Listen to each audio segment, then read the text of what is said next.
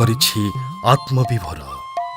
ତତ୍ସଙ୍ଗେ ସଙ୍ଗେ ଏହି ଜିଲ୍ଲାର ଶିକ୍ଷା, ସାଂସ୍କୃତିକ ପରମ୍ପରା, ଶିଙ୍ଗକଳା, ହସ୍ତଶିଳ୍ପ ତଥା ନୃତ୍ୟ, ସାରସ୍ୱତ ସାଧନା, ନାଟକ ପ୍ରକୃତିର ଐତିହ୍ୟ ପାଇଁ ଅତ୍ୟନ୍ତ ଗୌରବମୟ ଗଜପତି ଜିଲ୍ଲା। ଜିଲ୍ଲାର ଜନଜାତି କଳା ଓ ସଂସ୍କୃତି, ପାରମ୍ପରିକ ନୃତ୍ୟ, ଗୀତ, ସଙ୍ଗୀତ ତଥା ଲୁକ୍କାୟିତ ପ୍ରତିଭାକୁ ଲୋକଲୋଚନକୁ ଆଣିବା ଗଜପତି ଉତ୍ସବର ମୁଖ୍ୟ ଉଦ୍ଦେଶ୍ୟ। ଜୟ କଳା, ଜୟ ପାରଳା।